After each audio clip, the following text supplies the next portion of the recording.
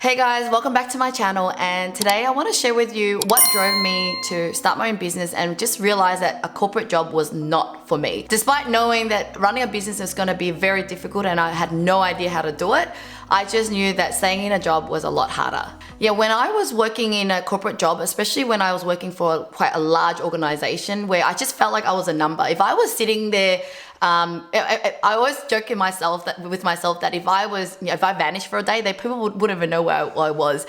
And I swear I was actually spending maybe 2 hours worth of my time working while I was surfing the internet the other time, and yet they were still praising me. People were still like, "Wow, you did such a great job." And I used to wonder, like, what's everyone else doing? Like, is everyone else just bludging around as well? Because if my effort is already that good, I wonder what everyone else is doing. And also, I just realized a lot of the people who are working there, especially people who've been there 10 years, 20 years, they're still there, and every day they were complaining. They were like, "Oh, this work is so stupid and people are stupid," and yet they weren't going. And I realized it's because people were driven by money. Despite that they were not growing anymore, they're not really doing the company's justice because they're really only putting a bit of effort in there. And they themselves are not doing justice for themselves because they're not growing. So I've just felt like I don't want to be like them. I'm witnessing my future right here by seeing these people who've been here for so long and still here. And I reminded myself that I really need to do something for myself. Now, at first, when I had a really great manager who really showed me the ropes and taught me how to do things and really mentored me, I felt there was value in my corporate job actually. I would have stayed longer. But when she left, I was placed with another manager who just happened to just treat his job like, "Hey, I'm just here to earn a living. As long as I'm doing my job, as long as I act like I'm your manager, then everything's okay." But then that really gave me this kind of like, what's the point of being here? I'm not really growing at all. And so I decided that I was going to start a business, but I actually didn't know what business to start. And so I would spend, half of my time surfing the internet and pretending to type away. And I swear the person next to me can definitely know that I'm not even working, but who cares? It's not his money. He doesn't care if I'm not working. So he would just leave me alone and whatever else. And so I was just researching around, and I swear I was learning about properties. I was learning about online business. I was learning a lot, but still I wasn't brave enough to do anything because when you're new to business, you actually can't see any opportunities. I could not see what I could do. I could just read up and hear what people do. I read up on female entrepreneurs and how these people started a business, but I myself go, what am I going to start? But one day when I was going home with a friend who owns a beauty supplies business, and he gave me some nail polish to try.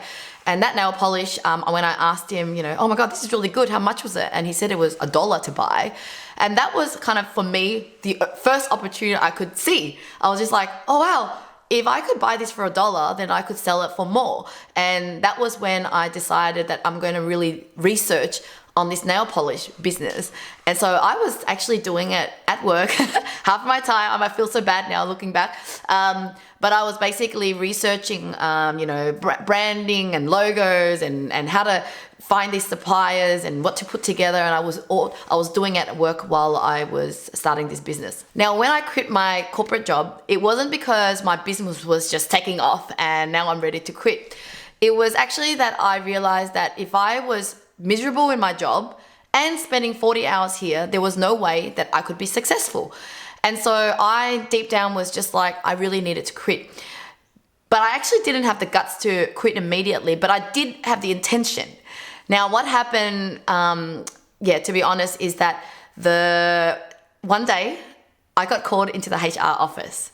And now this HR manager came and said, "Excuse me, Lynn, we have discovered that you've been starting a business," which is very impressive, by the way, because they saw my business plan and they saw these things.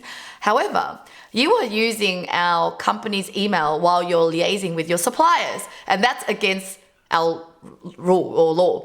And I said, okay, I'm so sorry. But I remember clearly that she still gave me a choice. She says that, what do you want to do? Like, do you still want to run a business or you want to stay here? So it wasn't that I was sacked. But I remember that this was my call, this was my turning point. It was my decision turning point, right? It was like I either use this opportunity to leave or I stay, and it's quite embarrassing now that I've been starting my business and maybe they're going to be looking at me all the time. Plus I'm going to be miserable still. And so I remember telling myself, nah, take this, this is kind of this opportunity to walk away. And so I said, yep, I'm so sorry about what's happened, but I would like to quit. And I think I really took them by surprise as well, because they didn't think that I would just be leaving on the spot. And I had no idea what I was going to do next in terms of financial, backup or anything. I just really thought that this is my time to go. And so when I left, how do I survive in those times? So I did have a boyfriend at the time, so he did help out with a bit of rent. And look, he was pissed off at me because I just quit my job without telling him, planning. I said, there's no plans when you're just feeling when you felt your heart is telling you what to do next, and it felt right. So I'm sorry I didn't tell you, but this is the right thing to do.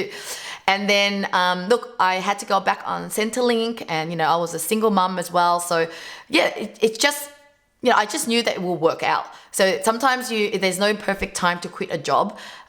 This was one of the risky ways to quitting a job, but I still was glad that I did it, because then the way it was is my back is against the wall, and I knew that I had to swim out. I knew that in order to make my business successful or my entrepreneurship dream happen, I need to be in desperate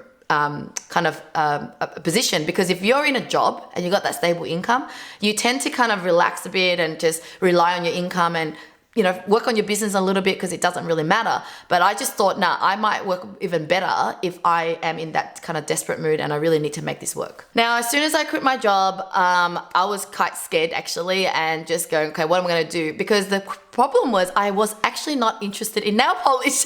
So every day I woke up quite miserable. I was like depressed, thinking, oh God, I got to go out and find customers for this, because I was trying to I sold it online, but I also had to go out to salons and stuff and introduce the product.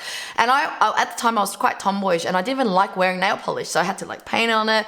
And I didn't realize that I also had a business that wasn't very online, so I had to put the products together in my spare bedroom, and then if someone wants to order it, I would go to the post office and deliver it. And so this business became kind of a problem for me. And I was tempted to go back to a job, and I reckon a few times, 2 or 3 times, I would actually go on, job sites, look for a job, apply, and then just thought to myself, nah, I can't do this. And so I would kind of go on again and continue my business again, but I would, every so often switch back to wanting to get a job, because I really needed that stability. And plus, if I'm not even passionate about this, what am I going to do next? But one thing that has helped me during that time was just learning networking. So I started a networking it's called Meetup, and I called it Business Startup Zero Capital. And so I attracted a lot of other business owners that were just new in business at the time as well. And so we were meeting up together, and I was presenting sometimes, just sharing some things that I'm doing, and they shared things. And through that networking, I was able to share some advice about marketing and things that I've learned from my nail polish business.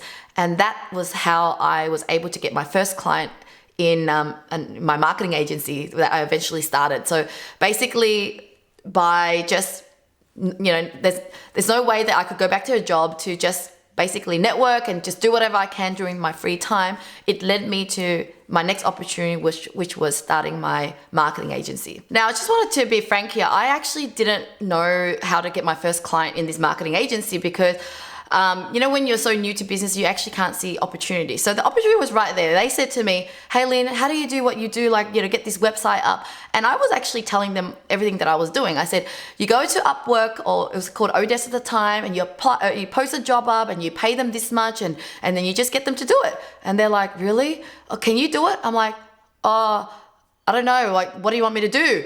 And I just could not grab the opportunity, because I was just I didn't know that I had that skill set that someone was willing to pay. And they were like, you just do what you're doing. And then I basically just said yes. I remember at that time going, oh my God, I feel like a fraud. I've never done this before, and I don't know. But I was at least honest. I said, look, I haven't done it before, but I'm happy to help you out, and let me just get back to you with a quote. And so I walked away from there without any business or business name or anything like that. And I just came home, and I asked them for the information that they want for their website.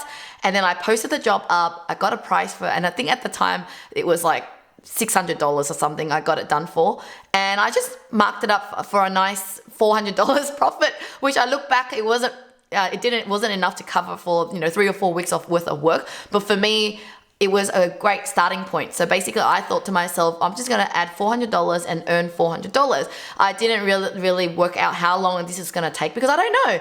And so I think this is a lesson for all of us, is we should always take the opportunity, practice, start somewhere, and even if we don't make enough money, it's still a chance to work on something, and at least you got paid something. And if someone's paying you for something, it validates that it's actually a good idea. But if you do something for free and no one's ever paid you, you can't really be assured that this is a great business idea. But if someone pays you and you do the work and they're happy with the work, it's telling you something. So as I was getting a few clients for my marketing agency, I actually was approached by a friend, or actually someone that I know who I started talking to, and she wanted to buy my nail polish business. And I was like, yeah, and I sold it, and I just couldn't believe that big weight off my shoulder where I just felt I never was interested in that business anyway, and I got rid of it. But I guess I wanted to wrap up to say that quitting your job and getting onto the journey of business is it's not easy, and it will almost feel like this roller coaster of emotions. So sometimes you're excited and you really feel committed to your business dreams, and sometimes you just want to give up. And I wanted to give up many times by going back to getting a job, but the fact that getting a job was just as hard at that time. I remember sending out a few resumes and never heard anything back. I just realized, oh my God, by the time I might as well put some effort in my own business if this is just as hard. And so I feel like the journey just requires you to make the right decision every so often. So whenever you feel like, should you quit or should you not? If you can manage to say, no, I'm going to stay on, you buy yourself an extra amount of time where you start to learn more about business and yourself, and you get better. And then the next time you still feel like quitting, you still have to face that same question again. Should you quit or should you go on? And if you could just kind of bypass that moment and go, nah, I'm going to stay on for a bit more. In your mind, you're just a little bit more, just one more try. Those little one more tries adds up to months and months and years of actually business experience. And eventually you look back and you're like, oh wow, I can't believe I've got here now. And it's, business is always going to test you in that way. Yeah, I hope I've encouraged you that if you're on this journey and it feels tough, and it's meant to be tough, and I hope that my story has inspired you to go on if you think business is for you. But look, at the end of the day, if you feel like business isn't for you, it's okay, because I've met so many great people who decided to work for someone, but they just chose a really good company to work for, and they still got the reward out of that. And so, I encourage you to just really find your true calling and go for it, and don't be afraid. Well, thank you so much for watching, and I hope to see you again in the next video.